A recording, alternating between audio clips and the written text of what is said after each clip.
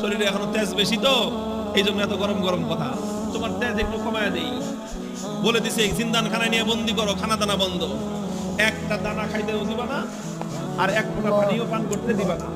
ডাক্তারকে বলে রাখছে নারী পরীক্ষা করতে থাকবি, যখন দেখবি যে একেবারে শেষ মুহূর্ত, এখন খাবার দাবার না দিলে আর বাঁচবে না, ওই সময় নিয়ে খাবার দিবি।